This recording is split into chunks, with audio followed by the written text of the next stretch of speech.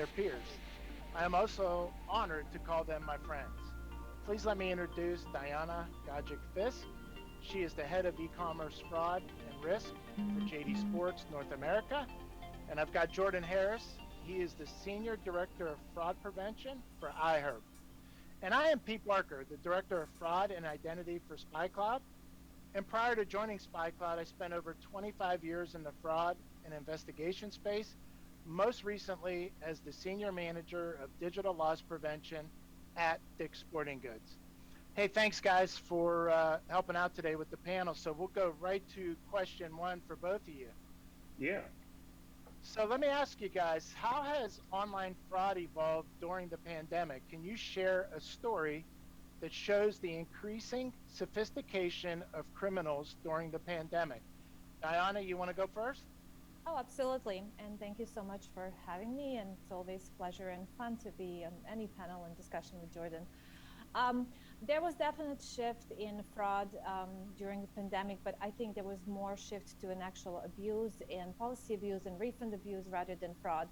And that is not to say that credit card fraud and transactional fraud went away. Definitely did not. But I just think that the spike in refund abuse and policy abuse was so high that we kind of put the transactional fraud on a back burner.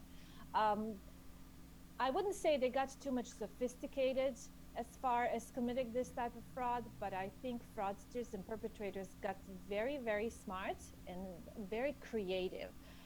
Creative is something that we were actually surprised with as well. Um, what was my biggest concern is they were finding these gaps and loopholes in our processes kind of faster than we did. And being reactive is always a bad position to be in a fraud world, and one I definitely don't like. So we've just seen them committing this type of refund abuse and refund fraud in many different ways and very creative ways, from individuals committing this to organized groups, knowing our policies and procedures way too well, and understanding how our processes works and trying to find these gaps to abuse and to gain some money. They were also doing a lot of investigations around how our customer service works, how our responses are in customer service, and trying to find loopholes and gaps there as well to exploit these policies. So something that we have created to kind of improve customer experience almost was turned against us and used by these perpetrators and these fraudsters for monetary gain. Oh, thanks, Diana. Jordan, what are your thoughts? Yeah. So I thought it was a really interesting thing to watch the shift go to abuse. For so long, for so many years, we've spent all of our energy and all of our time trying to stop carding on our sites, but overlooking a lot of other ways that people can exploit our sites. So refund abuse obviously is at the top of everybody's mind right now. Rewards abuse is super huge. So if you're not looking at that in your organization, that's something you should be looking at. But these are a lot of places that were overlooked before. People might not have had the right amount of eyes on it. And the fraudsters, they figured that out, and they have been able to exploit those pretty significantly across the board at all organizations. I think Yeah. one of the things we said, if you don't think you have refund abuse, it's only because you're not looking for it. Otherwise, it's probably there. Well, it's funny. It was definitely a common theme at MRC Vegas as I talked to all the professionals. Everyone had kind of the same theme in talking about, the challenges that they're having today with refund abuse. So good call, guys. Appreciate it. Jordan, I'm going to go to you with this question. How are you reframing your strategies to get ahead of criminals? And what protections are working well in your fight against fraud? And what strategies are kind of outdated now? It's 2022. Yeah, I would say, one of the big, more outdated trends that was really popular over the last 10 years was static rules. Static rules are getting a lot more outdated. They're still useful in certain things, having negative lists, positive lists, things like that. But you need to have more dynamic solutions. And then having one single tool to try and be your silver bullet is not necessarily the right approach anymore.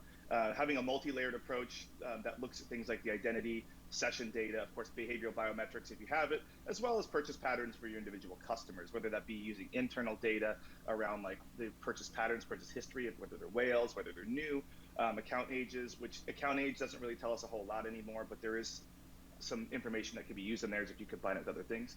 But I think the biggest thing that's on the tip of everybody's tongue right now is bots, because good old Elon Musk has just won't stop talking about that. But bots are everywhere, and I think that for us at my company, and I think a lot of companies, the focus is on trying to identify and prevent bots from the site, because they do a lot of other things outside of just trying to make purchases or brute force refunds, but just creating a lot of noise on your site that can be problematic. So a lot of the stuff that we used to look for as a transactional piece needs to be moved up earlier in the funnel, not even login, even earlier than that, at the second they touch the actual site. That's where like a lot of energy needs to be focused these days, coming out of this pandemic into the modern world. I really dig that. Thanks for your feedback, Diana. I know you've got some feedback on this point as well. You and I have a similar background with athletic footwear. So what are your thoughts? Definitely, sneakers industry bots are really a big problem, which kind of aligns with the policy views that we were talking about. Policy being maybe 1 per customer, 2 per customer, then you have these bots exploiting that and buying it for resale. But I just want to piggyback off of what Jordan said. It's not enough just to look at the fraud on only one part of the process, like transactional fraud or just refund fraud or only point of use fraud. You really have to expand and look at your entire life cycle of that transaction, beginning to the end, and kind of have this holistic approach to handling fraud. So earlier the better. Like Jordan said, if you can prevent fraud from the moment they enter your site all the way down to that potential request of refund fraud or refund, that's going to give you better and more sustainable approach. I also want to add human touch. I know there are a lot of teams that do manual reviews still, and I know that definitely works for some organizations. For some others, it may be necessary to have that manual review. But I think in the world that we live in right now, that's Amazon, let's say, completes, fulfills, delivers within 24 hours, I don't think that human intervention is going to be sustainable. We have to find more automated ways, which in a sense will be more dynamic and easily to adapt to the new trends. I appreciate the feedback. Jordan, I want to go back to something real quick. You mentioned there is no silver bullet in fraud prevention. Can you expand on that just a little bit? I know you like this. Are you I know sure, you like Jordan? this question. I think there is one. There is one. I keep hearing about it. Yeah, because I got about 15 emails this week that said that somebody solved it, that they fixed all of my fraud problems. I can lay off all of my people. I can cancel all my contracts and everything else because they've solved it.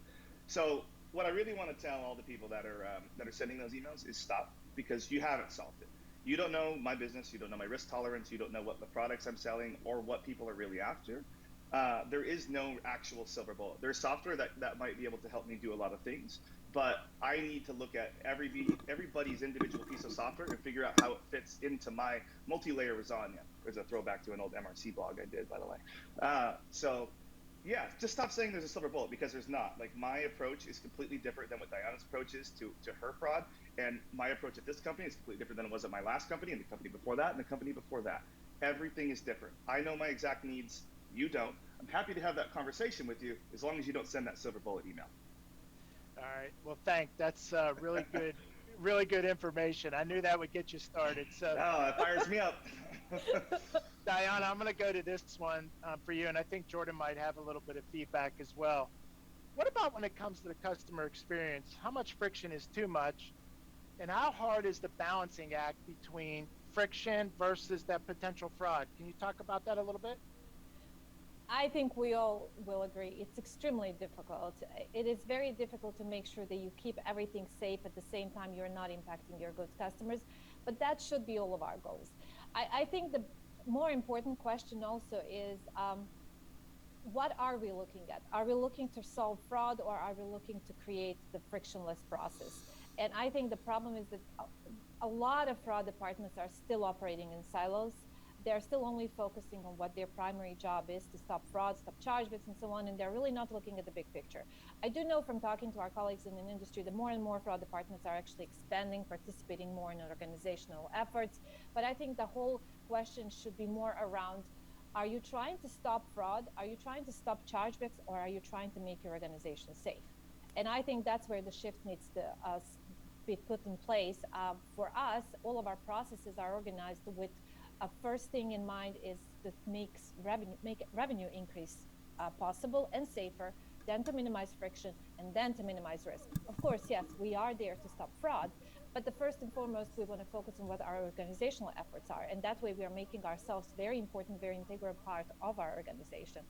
But like Jordan said, every organization is different. So we all have different friction because we have different fraud. For, let's say, high-end designers, they may have more sophisticated fraud, but more on a single item versus I do have bots. I do have very high level of attempts. So we will have to sometimes maybe increase that friction in order to get where we want to get, which is a revenue increase. Jordan, your thoughts? I know you're pretty passionate about this as well, that whole customer experience. Yeah. Yeah, so in my business, obviously, there are competitors. So we have to be really sensitive to what the friction is that we throw at our customers, because we obviously don't want them to go to a competitor. We'd like them to stay shopping with us. For us on my team, we've built a pretty robust KPI dashboard that shows when we're throwing friction, so we can kind of see how often it's happening. Now, the friction comes in different ways, whether it be like off codes, whether it be captchas, all those sorts of things. Now, at this business, like I said, there's competitors, so like the sensitivity to that is extremely high. Like, we don't want to do that. I've worked at companies before in the past that I could put anything in front of any customer, and they want that product so bad that they will power through it, which was helpful at the time. But at this business, like it's super sensitive. So I think that you need to really be in touch with your entire team end to end to figure out where that sweet spot is for your friction. It could be none, it could be some, it could be a lot.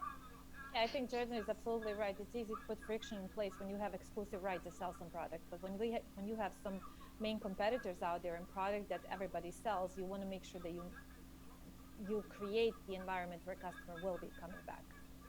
So for both of you guys, real quick, just as a follow-up for this, is this a topic of discussion internally with your executives? Like, how often do you guys talk about this? All the time. I get an email all the time. Like, if one single person calls in that they got friction and they just complain about it, the sky is immediately following, and I get those emails that I need to fix everything right away. It takes a little bit of time to explain why we do that and show the percentages, and I'm pretty good at conveying that. But I understand, like, my executive team, like, their job is to make sure that our business grows. So anytime that they have any sort of hindrance on making that business grow, it's something that I'm probably going to hear about it, especially if it was my fault. Yeah, and I think that I shared enough of our results and success with our executive team. In the beginning, maybe there were some questions around why this is done this way or that way. But right now, I always focus on what the positive thing is, which I always talk about revenue increase. So any reports or any KPIs I file and I share, I always talk about how much business did we bring, how much business did we enable, rather than how much did we stop. Of course, if there is something that we were stopping that we shouldn't have, or some type of friction we caused that we shouldn't have, we, as our team, wants to work on fixing this. We don't wait for someone to tell us, hey, why this is happening as well. We try to make sure that we remove that as soon as possible. It's funny. I go back to my days as a fraud practitioner, and you guys are both right. I mean, I took pride in having very low reject rate, if you will, high acceptance.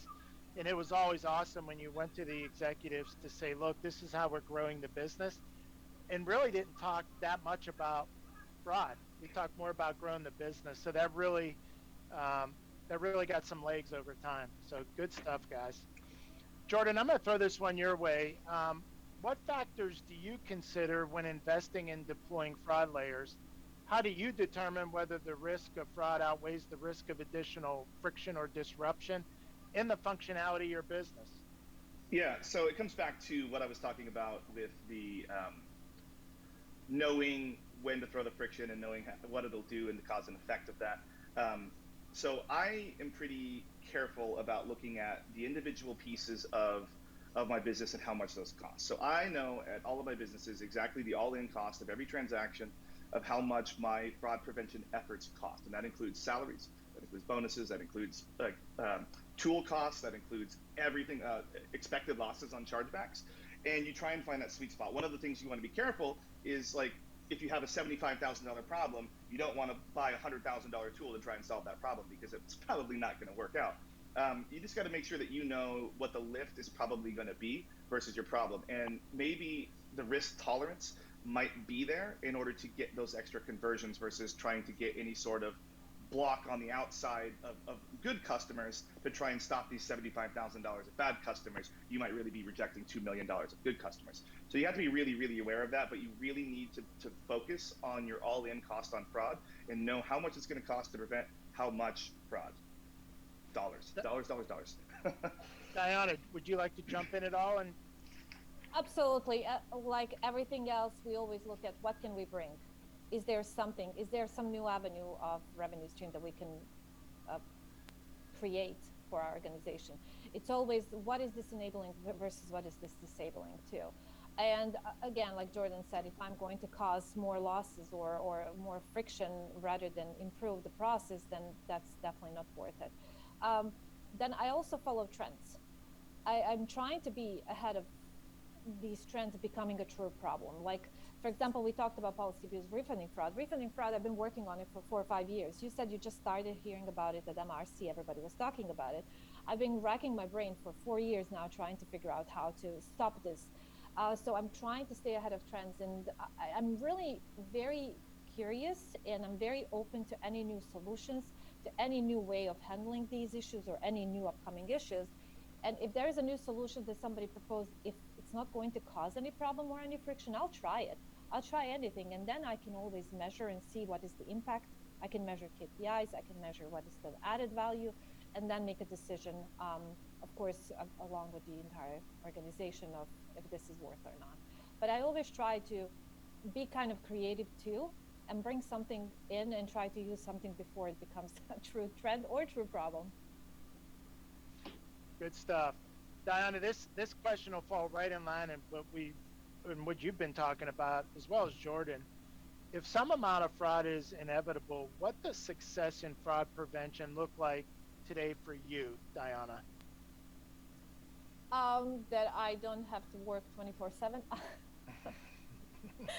You know what it happens when there are some of those fraud rings. We measure, again, our KPIs are focused on revenue increase. So if we can ensure that revenue increase is constant, that we do not have that friction, chargebacks are probably the last thing I'm measuring. We, of course, want to keep them below compliance threshold and lower if possible, but that's definitely not something that's going to drive any of my efforts. That's kind of a given. It has to be below that threshold. So we are focusing on how can we make it better, how can we make it faster, and how can we stay competitive in this industry. Jordan, what are your thoughts? Yeah, I mean, right now I've been preaching at the last few MRCs and that we've been to that people need to start looking at their approval rates more so than their chargeback rates. Because if you're negatively impacting your approval rates to save a couple of basis points on chargebacks, you're probably doing it wrong. Because like I've seen at companies, people fully declining like 2% of transactions in order to try and save 5 basis points. Like there's good orders in that 2%. Like you need to be like, that's a whole point that you could be lifting when you're trying to save just a couple of basis points. I think that you need to really find your balance on what your approval rates are versus what your risk tolerance is. Like keep it in compliance, obviously, like Diana said, but you need to find out where you can maximize, because it might be higher. And that's great that like if your executive team is like seeing a low chargeback rate, you know, and you can convey that, like look how great I'm doing, but at what cost? So if you can convey that message, hey, I ticked up 10 basis points, but I increased our approval rates by 1.5%. That's a huge win for an organization. Even though money went out the door in chargebacks, money came in the door in conversions. So you need to really think about that. It's a calculated risk. It's a risk you're willing to take to get the benefit and get the higher value. And a follow-up question for both of you, and I think, Jordan, you alluded to this. Is it safe to say that every organization may have a different appetite for risk? You want to go first, Jordan, then we'll have Diana jump in? Yeah, I think it all depends on what type of business you are. Are you digital? Are you physical? Are you a marketplace? So are you paying people out versus are you selling your own product? Are these products that you're selling, are they your actual own products that you've manufactured versus are you buying wholesale merchandise and then selling it? Because your margins are different. So a loss on each one of those things costs a different amount. If you're selling on behalf of someone, like a consignment type model, if you get a chargeback on that, you still have to pay that person out and you lose the chargeback money. So there's double losses there. When if you're selling your own product, you know, you're only out the cost of manufacturing plus the chargeback fees or any of that. But at 100%, your risk appetite depends on those factors of what your losses could be, actual dollars, versus how you're approaching this actual situation to prevent that. definitely has something to do with the value of the product too. Like, for example, I mentioned high-end designers earlier. One dress, one pair of shoes can be $5,000, $6,000. That one chargeback can cause a lot of problems. Versus if you have fast fashion that is maybe selling something for $50 to $100, you can actually sustain more risk exposure in that case, because it's going to get you a lot. It's going to take you a lot more to get to the compliance threshold with the risk. Got it. Great. Good stuff, folks. Diana, I'm going to tee this one up for you. A lot of our customers have reported increased user registration, new account creation since the beginning of the pandemic. How has this affected your fraud rates at your organization? That's definitely true. I think a lot of companies are also coming up with a lot of loyalty programs and rewards and all kinds of incentives. So that drives the customers' appetite to create new accounts. Of course, that's then driving fraudsters' appetite to create multiple accounts to abuse some of these policies. But it does fall into our policy abuse bucket on my end, at least. And I think, again, in sneakers industry, all kinds of reservation programs that we have, and right now we have the status exclusive program that you have to be a member to get certain pair of shoes. I think that's even driving more these account creations. A lot of also accounts now have stored credit cards with them, which there is a serious and kind of tangible financial impact to having those fake accounts created and account takeovers and so on. So it's definitely impacting, but again, with my intention to be a little bit more proactive, I researched and kind of went into this account takeover and account creation area several years ago, and we already have this account takeover solution. We are monitoring account creations, we're monitoring account logins as well. We're trying to kind of stop the abuse and bleeding before it even gets to the transactional level, but it's definitely creating a challenge. It's definitely creating an impact, because as you know, some of the measures in place are, or some of the KPIs in place are measuring success based on the accounts that are created with the organization. We specifically, as a retailers, we're really not measuring our success in that, but there are some companies that do. So how many true accounts, back to Musk, how many true accounts you have created versus accounts that are actually completely fake or synthetic identities, that's always a question. But it's definitely something that we're thinking about. It's definitely impact the business and the way we're looking at the risk and fraud as well. We want to make sure that we have a true customer, that we are investing our time, our money, our marketing money, our marketing efforts towards the true customer that we can get return, and we can enable our true customer and loyal customer to shop versus enabling someone who has 15 accounts and he just wants those shoes to resell them. So it is a complex effort, and it just added a complexity to our overall fraud strategy. Jordan, what are your thoughts on this? I really say that for me, on my side, the influx of new customers coming in can create confusion. The expectation versus what the actual delivery of the product might be, whether that be in shipping, what the product is. I think that Amazon has put a lot of pressure on non-Amazon businesses to ship things quickly, and that has become like a consumer expectation. And it comes all the way back to the refund fraud, where people have this expectation now that the product isn't exactly what they had in their head, whether that be what they really ordered or not, that they can call up and get a refund and keep that product, which is driving a whole lot of churn as far as like what those things. Now, our company, sometimes we do ask for the product back, and that can cause some hesitation from the consumer as to why we're all of a sudden asking for the thing that they bought back when we're going to refund them. But it's kind of a balancing act. And the shell accounts, I think, is always something that is on the front of the mind of fraud people, but not always the front of the mind of marketing people. They want to run these $5 free promos or whatever it may be, not expecting, because they've never been told, that one person's going to fire up 10,000 accounts using a bot and scrape that entire marketing budget out in one person and then go redeem it for whatever the product may be, then ask for a refund. So it's a lot of, there needs to be more communication between departments, and I think we can probably talk about that in a little bit. There's just balancing the expectation of the new consumers versus what the reality of the actual situation is. It needs to be conveyed. A lot of communication, more communication. Yeah, I think it's very difficult. I'm sorry, Pete. I think it's very difficult because, marketing has one goal. We have another goal. So communication is the key. But also it is making us step into this marketing kind of part of the process and marketing parts of the effort, which first of all, I don't know anything about. And it's very difficult for us to even put mitigation strategies in place because we really don't know how this works. But we can see on the back end so many accounts that are created that are not true accounts.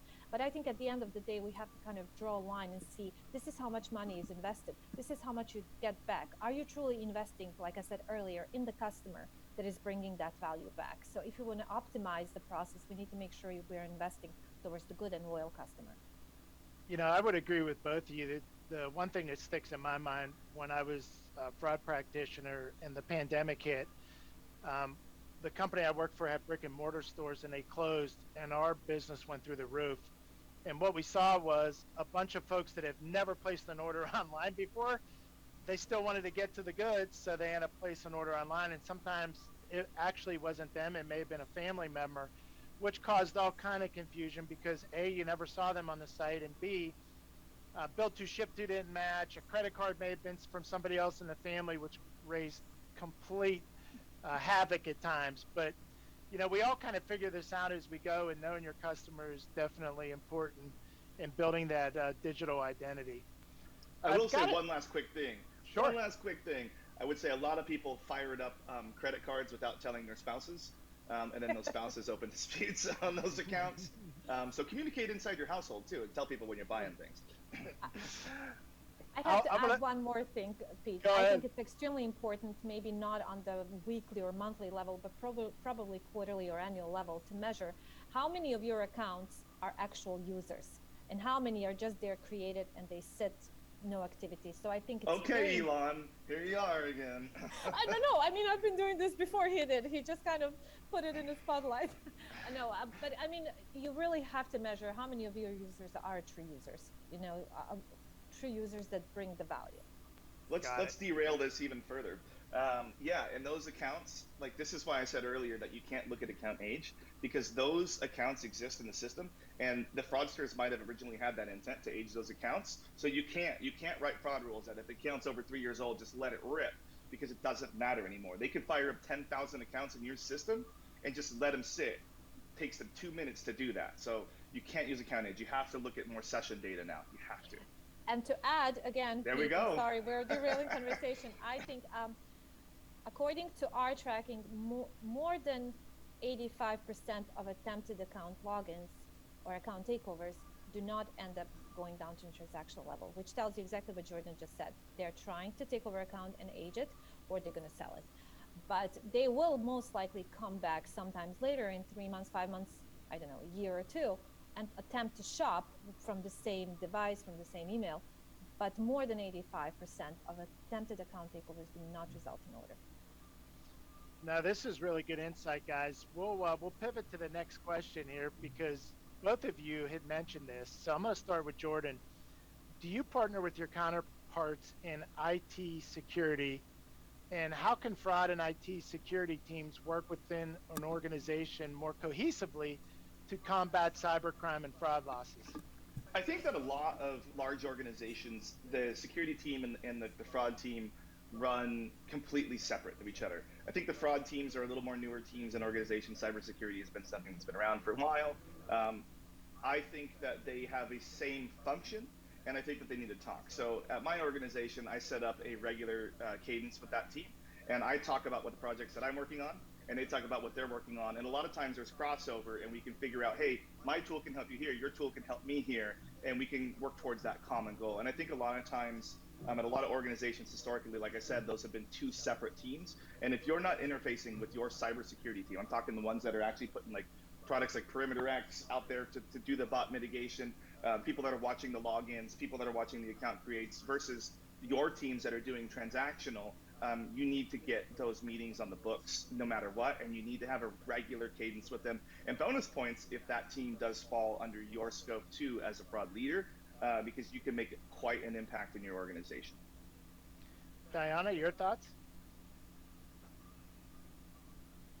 Sorry, exactly the same. My kind of a goal, and I'm known for this in my organization, is the cross-department collaboration. I preach that forever. I think everybody heard me say cross-department collaboration at one point or another. But I also have the regular meeting. It's a monthly meeting with entire business where everybody from each department comes and kind of shares what their initiatives are, what their projects are, what they're working on. And then I take that into consideration and make kind of a decision whether or not I need to be included, or I can just let them run with it. But I also participate in their meetings. Like there is any type of plans, any type of roadmap planning, I do try to participate in those meetings as well, so I can stay ahead of whatever is coming up. Of course, that's not always easy. It's extremely important to build those relationships, and it doesn't happen overnight.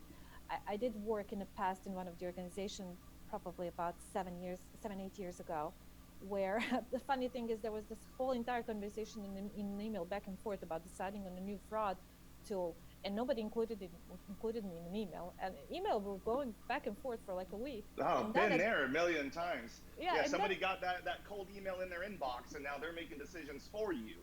it was actually a pretty good solution, and it sounded really interesting and good to them, and they decided it's worth of considering. But there was a long conversation going back and forth, like, how do we do this? Who do we talk to? Where does it start? And then somebody at the end remembered and sent it to me and said, well, we do have a fraud department. That's why I make noise when I join an organization. I make a lot of noise, and I I learned make sure from that there. people are aware that I exist. So you got to run things by me. And if I find out things that aren't, I come in a little elevated to say, remind them that I am a thing. Oh, absolutely. I learned from there. I make a lot of noise. I mean, obviously, I make a lot of noise. Everybody knows I'm here, and I will be asking questions that nobody maybe wants to answer. So I think that's how I get on the radar for all of them.